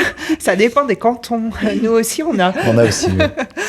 Alors, pour verbaliser un devis, ce sera sur les mots. Pour ce qui est des ta base de travail, livres, quoi. ce sera sur les mots en base de travail. Sinon, Le nombre de mots, en fait. voilà, c'est ça. Mais, et là, c'est là où il faut bien séparer les différents métiers de voix off. Quand on fait du doublage, ce ne sera pas au nombre de mots, ce sera en nombre de minutes de vidéo Ouais, c'est ça. de doublage. Mhm. Et encore, et encore. Quand ce sera la publicité, ce sera la publicité en elle-même, parce que d'habitude, elle fait au grand maximum 1 minute 20. Et dans ces cas-là, c'est la publicité en elle-même qu'on va chiffrer. Et ça peut aller assez haut selon le support, parce qu'il y a aussi les droits de diffusion. Oui, comment c'est diffusé, oui. Voilà, qui vont avec. Donc, c'est du cas par cas. Pour le livre audio, si un auteur te sollicite pour faire narrer son livre, donc il va y avoir de toute façon dans le devis plusieurs parties, n'est-ce pas? Oui, il y a la partie préparation, la prélecture, ce que j'appelle. Dans ces cas-là, c'est la première lecture, la seconde, et la formation du cahier des charges. Ensuite, on a l'enregistrement et gestion des équipes, quand on est plusieurs sur le projet. Et ensuite, il y a la partie montage. Et chacun a sa propre façon de facturer. La prélecture, c'est de mémoire, on prend le nombre de mots et on divise par 2. Et après, c'est multiplié par 0,04 centimes de mémoire. Ensuite... En euros, on parle. Oui, en euros. Pardon, oui, pardon tu pour les te souviens Suisses. que tu as passé la frontière tout à l'heure. J'ai passé la frontière. Donc voilà. Ensuite, pour ce qui est de l'enregistrement, là, c'est par mot. Et dans ces cas-là, c'est multiplié. On prend le nombre de mots et on le multiplie par le chiffre qu'on a décidé. De mémoire, en euros, toujours. Moi, c'est 0,01. Oui, c'est ça. 0,01 par mot. Et je vais bientôt augmenter, d'ailleurs, parce que... obligé, l'économie oblige. Et le montage, là, d'un seul coup, c'est une façon de facturer différente. Pour ma part, je fais par chapitre. Parce que j'ai remarqué, quand j'ai eu travaillé, que c'est un nombre précis par chapitre, un nombre d'heures précises par chapitre que je donne. Et dans ces cas-là, je préfère faire une facturation à l'heure pour le montage audio de fin. Après, ça dépend du nombre et de ce qu'a demandé l'auteur. Si par exemple, il a demandé de la musique, des sound effects, de plusieurs voix et ainsi de suite. Un chapitre qui, à l'écoute, fait 15 minutes, dans les faits, j'ai 2h30 de travail derrière, approximativement. Pour certains, j'ai 4 heures. Tout dépend de ce que tu rajoutes, quoi. Voilà. Mhm. Et ça dépend aussi de ce qu'on veut remettre et retransmettre dans le chapitre. Parce qu'il y en a certains où c'est juste de la pure narration. Et dans ces cas-là, ça prend 40 minutes pour enlever les souffles, les respirations qui ne servent à rien, rajouter des respirations quand il le faut, et des silences et ainsi de suite. Et pourtant, là, il aura entendu, l'auteur, quand il va recevoir le fichier, va entendre 10, 15 minutes d'enregistrement. Il y aura 45 minutes derrière de travail. Que pour le montage. Oui. Pour l'enregistrement, il faut en rajouter encore. Et quand on enregistre, en tant que voix off, s'il y en a certains qui nous écoutent, sachez-le, quand vous avez 15 minutes d'enregistrement, il faut compter 2 fois ce temps, 2 fois et demi, à peu près. Parce qu'il y a les reprises. 15 minutes de produit fini, c'est 30 minutes d'enregistrement. Approximativement. Quand tu es professionnel, quand tu as l'habitude. Voilà. Mhm. Et quand tu ne l'es pas et que C'est tu es plus un long. gros amateur, C'est plus long, beaucoup C'est plus beaucoup de plus long. recoupes. Ouais. Est-ce que, grossièrement, combien est-ce que ça coûte pour... Bon, après, tu vas me dire, ça dépend des projets, mais... grossièrement, Ça dépend des projets. Oui, alors, Pour un livre voilà. lambda, Oui. un livre lambda, c'est entre 35 et 55 000 mots de mémoire. C'est un livre lambda. ce Ouais, que j'appelle. C'est pas moi. Me regarde pas, moi je fais des 130. Moi. Toi, t'es à peu près ça. T'es à 50. Alors moi, 55. je suis entre 50 et 35, c'est court comme... C'est court, mais j'en ai eu. C'est Ouais. juste après la novella, 35. Ah ouais. Alors... Et donc Ouais, Et ok, donc vas-y. Entre 35K et 55K en mots, enfin 55 000 mots, pardon, ça va chercher sans fioriture, sans même brut de béton, sans même prélecture. Pas brut. Elle a dit Pardon. brut. Elle a dit brut. Tu Elle es l'a arrivé. dit. Tu es arrivé. On va dire sans préparation, c'est à peu près 800 euros, à peu près. Et voire moins. J'ai déjà eu un livre où je l'ai chiffré à 635, à peu près. Mais ce monsieur ne voulait pas que je lise le livre d'origine. Il voulait faire l'enregistrement en direct et sans montage. Je ne vous cache pas qu'à la fin, il était très déçu. Mais je comprends pas. Personne n'a compris. Oui, non, mais oui, alors bon, ouais, voilà quoi. Mais Tu ne comprends pas l'auteur ou non, je comprends pas enfin, je comprends pas le sans montage, c'est-à-dire. Sans Ben- aucun montage, aucun traitement, rien. Ah ouais, c'est genre je prends mon dictaphone et puis je lis le C'est truc. comme si je prenais mon téléphone, Ça effectivement, revient à mon ça, Android, et que j'enregistrais comme si je le lisais Père Castor sur sa chaise. T'as tous les souffles, t'as toutes les mauvaises T'as les dictions, clics, t'as voilà. tous les clics, t'as tous les... Mais il a changé d'avis après ou parce tu peux rien en faire. Dans les faits, non, il ne pouvait rien en faire. D'ailleurs, je me pose encore la question de ce qu'il voulait en faire d'origine. Ce qui s'est passé, c'est qu'il a fait « Ah ben non, il faut nettoyer, il faut machin ». Bah, Je mon vous ai gars, trompé, voilà. Le devis en correspondance. Oh, ben, normalement, c'est inclus. Non, ça n'est pas J'adore. inclus. C'est un métier à part. Il y a les voix off, il y a les ingé-sons. C'est différent. Donc, Oui, donc t'as intérêt à bien détailler ton devis quand tu le oui, proposes. oui, Quoi. oui. Il y a Oui, puis beaucoup de personnes expliquer, qui- je pense qu'après, c'est quand on voit un devis, après tu dis, ben voilà, je suis à dispo. Enfin, moi, la première fois, tu m'as dit ça. Oui, Tu oui. dis, voilà, et je crois même qu'on s'est appelé après C'est pour ça. que tu m'expliques. Et en plus, je savais faire un mail bien carré en Oui. t'expliquant comment faire, enfin, comment je faisais, pourquoi je le faisais ainsi, et ainsi de suite, parce que j'ai pris l'habitude de le faire ainsi. À l'origine, il y a beaucoup d'auteurs, désolée, Vas-y. qui ne comprenaient pas. Pour eux, on était là avec le livre, un micro, et puis on lisait, point barre. Ouais. Ce n'est pas le cas. On Bien ne fait sûr. pas que lire un livre. Oui. On le vit, certes, mais il faut le travailler derrière.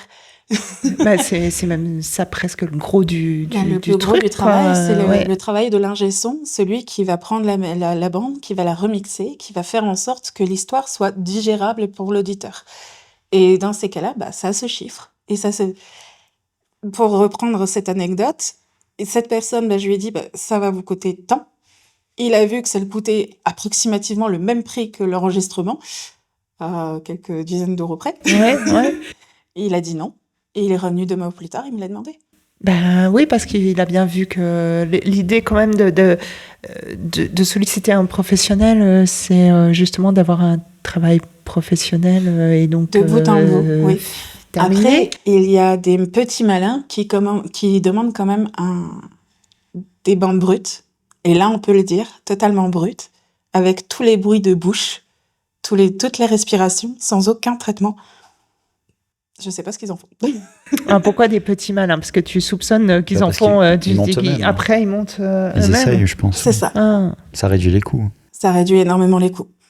Et ça, c'est quelque chose que tu trouves. Qu'est-ce que tu en penses?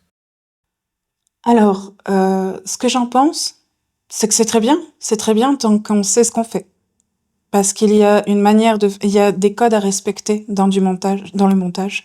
Par exemple, la musique, quand on le fait commencer, on doit toujours donner le titre du chapitre ou le numéro du chapitre en début de musique, laisser un temps pour que la musique se fasse, on va dire, et ensuite commencer le chapitre, mais jamais plus de 30 secondes de musique.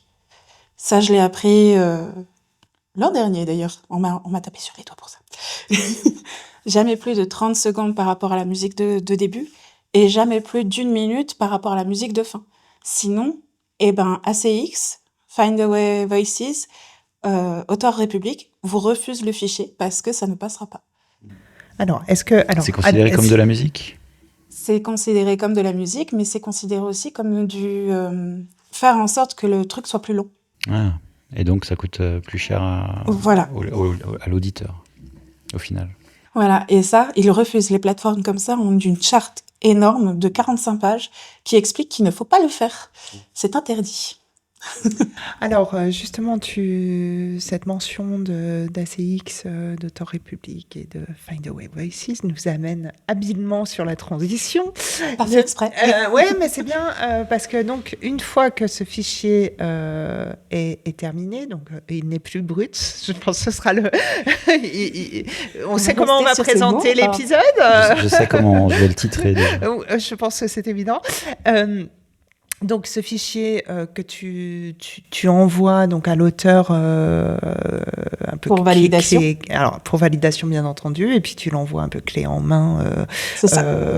Et l'auteur, s'il est comme moi, il est un peu comme une poule qui a trouvé une fourchette et il dit oui, et je fais quoi avec maintenant? Donc je te retourne la question. Qu'est-ce qu'on fait après? Qu'est-ce qu'on fait avec notre fichier audio tout frais, tout bien et prêt à être envoyé? Il y a 3 solutions. La première, faire appel à un distributeur. Nous-mêmes, en tant qu'auteur ou auto-édité, on prend notre fichier donné par notre comédien voix off et on va voir ces distributeurs tels que Auteur République, Findaway Voices, où on fait toutes les démarches nécessaires pour l'envoyer directement sur la plateforme et cette plateforme fait le travail de le mettre sur Audible, sur la Fnac, sur Google, sur toutes les plateformes d'audio libre. Je fais une petite parenthèse, on l'avait déjà dit dans l'épisode précédent, mais c'est toujours d'actualité au moment où on enregistre, à savoir mars 2025. La plateforme Audible en auto-édition pour les audiobooks, à savoir ACX que tu viens de mentionner, n'est pas accessible pour la France, ni pour la Suisse, ni pour l'Europe. Enfin, il y a juste, à moins d'être basé en Irlande, aux États-Unis ou au Canada. Irlande, Canada, États-Unis, Grande-Bretagne. Voilà, donc si vous êtes dans un de ces pays-là, basé dans un de ces pays-là, que vous y habitez en d'autres termes, ou que votre entreprise y est localisée, vous avez accès à la plateforme ACX, et ça veut dire en gros pour les auteurs auto-édités qui nous écoutent et qui font des e-books sur Kindle, c'est un petit peu le même principe.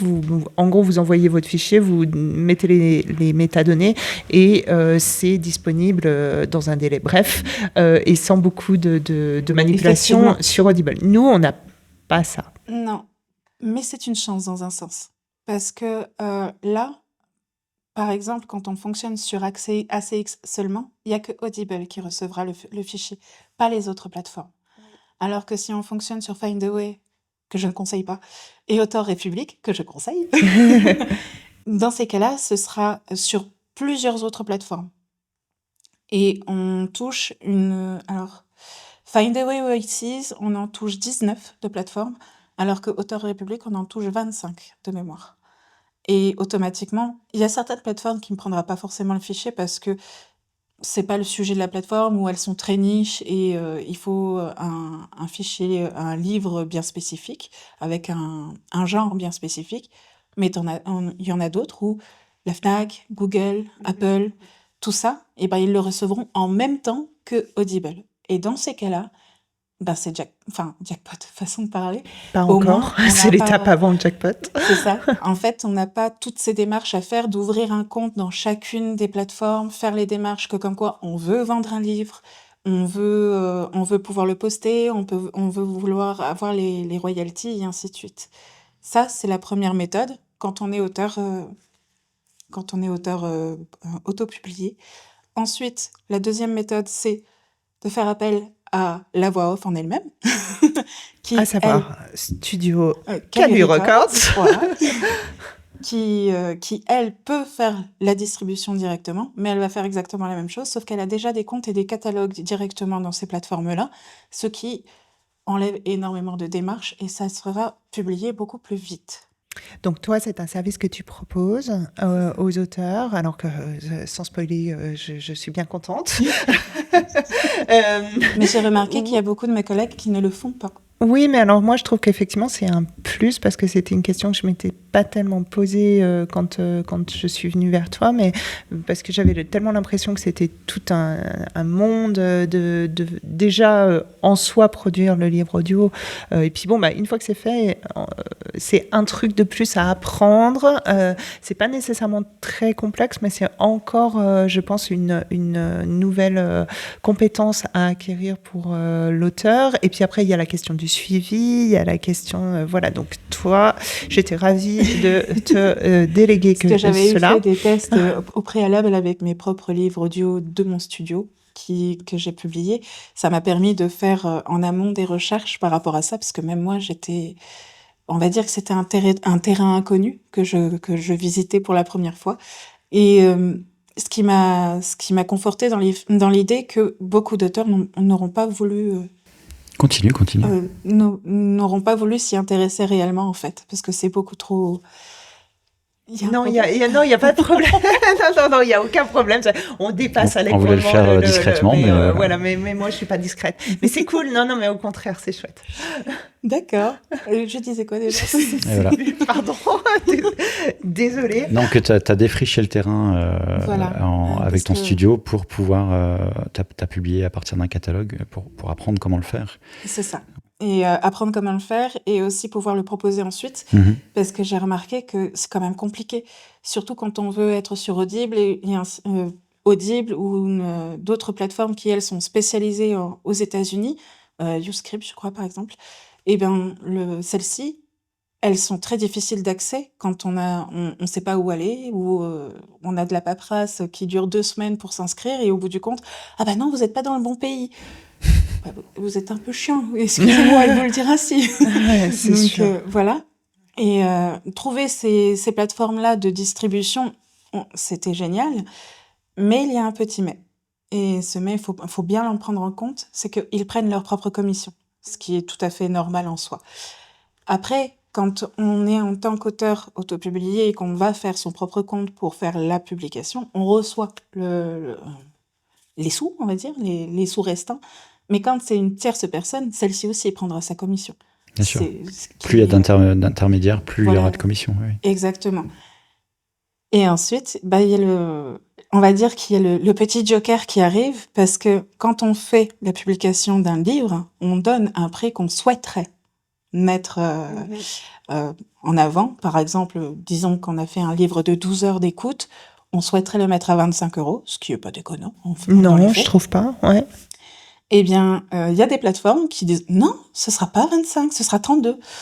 Ou d'autres, non, Ou d'autres, ce sera 9 €. Oui, c'est ça. Ouais. Excusez-moi, mais j'aimerais bien recevoir les sous, moi, ensuite. Mais non, c'est comme ça. Parce qu'ils expliquent bien que comme quoi ce sont tout simplement un prix suggéré et non pas un prix définitif. C'est la plateforme qui décide le prix.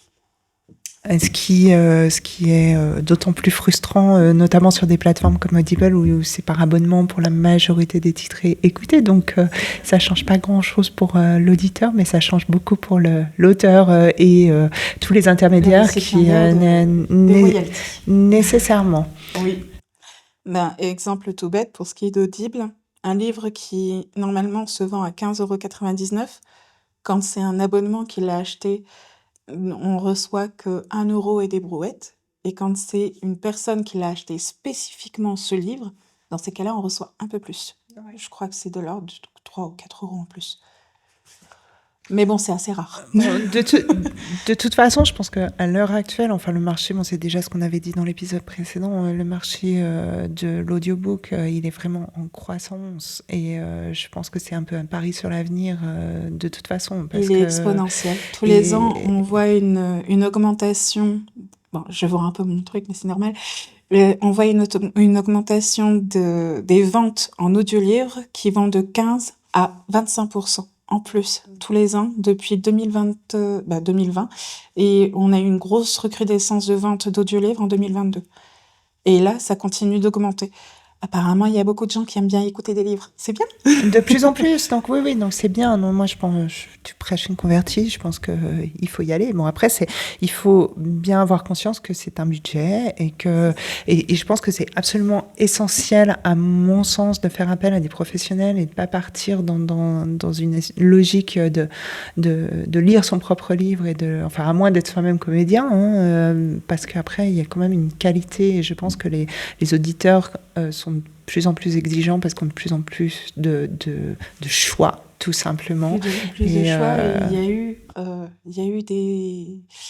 Comment je peux appeler ça? Des narrateurs qui se sont mis à cet exercice de faire des livres totalement gratuits ou autres. Et pourtant, la qualité n'était pas là. Et à chaque fois, il y a les auditeurs, bah non, je préfère les payer. Ça peut se comprendre. Mais à l'origine, il faut savoir que l'audiolivre avait été inventé, c'était pour les personnes malvoyantes ou qui n'étaient pas dans la possibilité de lire un livre. Ces plateformes-là, faut les mettre à côté. Enfin, faut les différencier des c'est plateformes complètement payantes. à part. Voilà. Oui, c'est complètement à part. Celle où il y a un paiement, on peut s'attendre à une qualité, ce qui est normal, on paye cette qualité. Mais quand on va pour chercher un livre gratuit, faut pas demander à mamie de 75 ans de faire de la qualité. Je dis ça parce que j'ai eu une expérience dernièrement de ce genre-là où un auteur s'est plaint par rapport à un livre audio qui avait été fait et avec une grand-mère qui était en train de raconter le truc, mais c'était totalement gratuit, elle avait fait ça totalement bénévolement. Mais il voulait récupérer le fichier pour pouvoir le vendre. J'ai fait non, monsieur, ça se fait pas comme ça. Ah bah non, ça se fait pas comme ça. Puis c'est deux choses différentes. Mais effectivement, d'ailleurs, tu mentionnes cela, les bibliothèques sonores. Nous, on a plusieurs en Suisse. On a la bibliothèque sonore suisse romande et puis on a aussi la bibliothèque sonore plein accès. Je fais une mini parenthèse parce qu'on va recevoir très bientôt Céline, la directrice de cette bibliothèque sonore, qui viendra sur le podcast pour nous expliquer un petit peu, où c'est de l'accès de livres et c'est gratuit pour les personnes avec un handicap de lecture, qu'elles soient malvoyantes ou avec des 10, etc. Mais où les livres qui sont en audio mis à disposition. Et ça m'amène aussi à une nouvelle passerelle vers le sujet suivant, c'est avec de l'IA. C'est ça. Donc, gratuit, disponible immédiatement, mais avec une qualité nécessairement bien moindre. Je ne sais même pas si on peut dire, tellement c'est un euphémisme de dire bien moindre qu'avec un narrateur humain. Oui. Et donc, Claudine, je voulais quand même, voilà, même si on est assez discrètement, Cyril m'a montré le timer et on a déjà un petit peu, voilà, mais est-ce que tu peux nous dire un petit peu toi, ton ressenti par rapport à l'IA dans ton métier? On sait qu'il y a de plus en plus d'audiobooks qui sont faits par l'IA. Il m'énerve. J'imagine, quel est ton ressenti par rapport à tout ça? Alors, l'IA, je n'ai rien contre. Ça peut énormément aider dans beaucoup de métiers, même dans le mien. Ça peut m'aider par rapport à certaines questions que je peux me poser sur la prononciation, l'étymologie de certains mots qui pourraient m'aider à l'interprétation. Cependant, je déteste entendre un livre audio fait par une IA. S'il n'y a aucune âme, il n'y a pas de sentiment, il n'y a pas d'âme, il y a pas cette palpation qu'on peut avoir quand on fait cette palpitation quand la personne. Il n'y a pas d'humain. Il n'y a pas d'humain. Voilà, exactement. Par contre, et je le sais parce que je l'ai entendu dernièrement, il y a des IA qui s'en rapprochent de plus en plus de ce facteur humain que nous n'avons pas encore aujourd'hui. Ça peut faire peur Pour mon métier, c'est très, très, très, très terrorisant, on va Oui, dire. alors je veux bien croire. Oui. Mais il suffira juste d'être un peu plus malin, je dirais, Un peu plus humain. ou un peu plus humain, et de toujours fournir la qualité que l'on veut fournir. Je dis pas, il y a énormément de personnes qui se disent aujourd'hui voix off, qui ne fournissent pas la qualité qui est nécessaire à leur métier, qui, elles, sont vraiment en danger. Donc, elles vont devoir devenir beaucoup plus professionnelles. Et tant mieux. Oui, ça fera peut-être d'une certaine manière un peu le ménage Un peu le tri entre les... entre le grain et les vrais, Oui, on va oui. dire. Mais pour ce qui est des voix off qui, elles, fourniront de la qualité, je ne m'inquiète pas pour le moment parce qu'on fournira toujours cette qualité. Et il m'est arrivé qu'on me sollicite en tant qu'ingé son pour aller travailler un livre sur une IA pour le rendre plus humain. Enfin, c'était une IA qui parlait, je devais le rendre plus humain. J'ai écouté, bon, c'était fait avec une IA qui était totalement gratuite, où on entendait des bruits de robots derrière. Excusez-moi, mais là, je suis pas magicienne, quoi. Oui, alors Il y a des limites. j'imagine tu as décliné. Puis même, est-ce que éthiquement, c'est quelque chose que J'aurais pas accepté de ça toute paraît façon. difficile. Non, ouais. j'aurais pas accepté parce que je pars du principe que tu veux le faire gratuitement, pas de problème. Tu travailleras tout seul dessus. Voilà. Mais je pense, je partage assez ton point de vue. Je pense que la qualité et l'humanité, malgré tout, même si je pense en tout cas, j'espère, il y aura deux marchés parallèles et puis selon ce Voilà. qu'on veut. Mais mais aujourd'hui, quand- par exemple, sur la plateforme Fiverr, qui voit énormément de voix off débuter ici, sur cette plateforme, d'ailleurs, c'est là. C'est là que nous nous sommes rencontrés. Effectivement. Et ils ont rajouté un service où on peut demander à une IA de prendre la voix d'une voix off qu'elle a déjà, où elle a mis des fichiers sur la plateforme et ainsi de suite, et de faire un texte d'exemple. Ben moi, j'ai refusé ça. J'ai refusé parce qu'il est hors de question que ma voix, d'un seul coup, elle fasse tout un tas de trucs j'étais pas au courant. Et non, en fait, c'est une propriété intellectuelle. Bien sûr. Faut pas l'oublier. Donc ça, j'ai refusé ce truc. Bon, le service de Fiverr m'a relancé. Mais ça serait bien pour vos ventes. Mais non, je veux pas. C'est ma voix. Pas touche.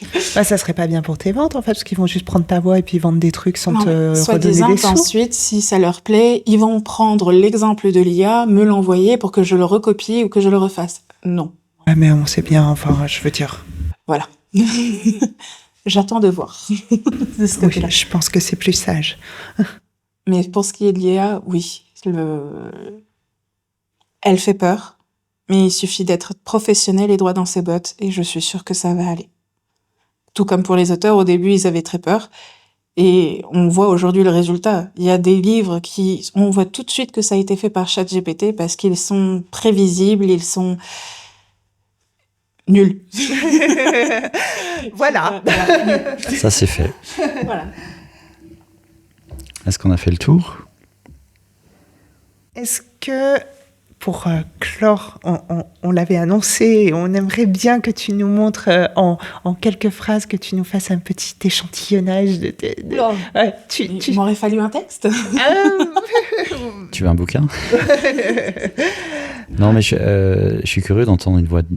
Comment tu interpréterais une voix d'homme, par exemple? Et puis, on a eu la petite fille tout à l'heure, mais. Non, c'était le petit garçon. Ou le petit garçon. Enfin, Bah, C'est ça rentre dans Adi. les deux. Ouais. Ça en rentre Oui, mais dans ça les fait rien, ce Le sera petit- Adi pour moi pour toujours. deux. Ce sera Adi. le D'accord. petit enfant. Ben, ça dépend de l'homme. Si par exemple c'est un homme d'affaires qui est dans une réunion, exemple tout bête, eh ben, il aura une voix plutôt comme ça. Par exemple. Oui, bizarre on de te le prend, faire oui, comme oui, ça. on À est froid, ouais, c'est horrible. difficile. Une heure et demie Voilà, après le c'est, début de cet où sont épisode. vos dossiers? Excusez-moi, monsieur, mais vous avez rempli oui, vous avez rempli votre déclaration. Ah, c'est bien, bien. Vous avez fait une erreur là. Refaites-le. Par exemple. Il est horrible, on n'ose plus rien dire. On Tu as le n'ose visage qui va plus. avec la Oui, voix oui, aussi. c'est ça. Ouais. Et puis la On latitude, fait et puis on fait de ouais, l'acting. tout de suite. Ouais. On le sait pas, mais derrière notre micro, on a tout le temps des mimiques totalement différentes. C'est l'un des pans de ce Le métier côté que j'adore. fun. Mhm. Voilà. Magnifique. Et puis tu peux me faire un petit coup Emma. Parce que Emma, je l'aime bien. Alors, qu'est-ce que je dois faire de Emma? Bah, je sais pas, elle arrive au manoir, enfin, un truc. Oula. Je suis horrible. Oui. Ou alors ou Emma me rencontre, elle rencontre sa créatrice. Elle rencontre sa créatrice. Alors moi j'ai une question. Pourquoi tu as mis Abaddon dans ma cave? Mais c'est pas moi, c'est à Justine qu'il faut parler, hein. Ah non, non, non, non. Et puis ce vampire, franchement, hein, t'aurais pu faire mieux comme caractère. J'adore. Merci. De rien. Bah oui, un grand merci, parce que c'était passionnant, cette interview. Et je pense qu'on pourrait y passer encore 1h30, mais Oui, on va éviter. Alors, est-ce que pour nos auditeurs écrivains ou même maisons d'édition, tu travailles avec des maisons d'édition? J'ai eu travaillé, oui, penses avec eux. aussi, qui souhaiteraient te confier leur Venez, roman? Évidemment. Alors, on va mettre de toute façon sur nos réseaux, sur le site, sur les plateformes, toutes tes coordonnées. Tu as un site. Comment est-ce qu'on t'atteint? Alors, on peut m'atteindre, comme tu dis si bien, sur le site internet calurecords.fr, Tout attaché. calu-records.fr. On peut m'atteindre sur Instagram, sur Facebook. Alors, Instagram de C'est mémoire, c'est Studio Calu Records. oui, je crois, oui. Facebook, c'est pareil, Studio Calu Records. Il y a même une chaîne YouTube où je fais des petits péchés mignons, des fanfictions Harry Potter en audio. Voilà, C'est décidément, mignon. il va falloir un autre épisode. Voilà, des fanfictions. Et j'ai eu des auteurs qui sont venus par ce biais de YouTube. Ils m'ont découverte et ils ont fait « Oh bah j'aimerais bien votre voix pour mon Oh, livre. mais extra. » Donc venez. Et alors, comment est-ce qu'elle s'appelle, la chaîne YouTube? Studio Calu Records. Ah oui, bon, voilà, bon, c'est facile comme Voilà. ça. Et on peut aussi me trouver sur Fiverr, sur ComeUp et d'autres plateformes spécialisées pour les voix off. Mais je vais m'arrêter là, sinon il y aura besoin d'un autre épisode. C'est possible, mais de toute façon, il faut pas que les gens hésitent à te venir me solliciter voir. Ce directement sera et à avec plaisir. discuter avec toi. Et en tout cas, effectivement, un immense merci. Mais de rien. C'était extrêmement intéressant. Je pense que vous avez certainement apprécié l'épisode autant que nous. Si vous avez des questions, des commentaires, des remarques, on les fera bien sûr passer à Claudine, le cas échéant, si vous voulez passer par nous. Et puis, n'hésitez pas à commenter, à nous donner votre avis sur ce métier, à mettre des petites étoiles, à mettre des petits pouces là où ça va bien. Et à vous abonner. Et à vous abonner, absolument. Merci. Merci. Merci Claudine, merci Cyril. Merci Claudine. Ce fut un plaisir. À bientôt, dans 15 jours. Un livre, ça peut tout changer parce que ça crée du lien et un lien qui dure longtemps. Un texte, c'est un ruisseau, par moments il est très lent, par moments il va très fort. Tous les abrutis de marcheurs au pas de la voie que vous êtes devraient lire les livres au lieu de les brûler. Mais vous couchez avec tous vos auteurs, dites-moi. Je ne bosse plus du tout avec des connards.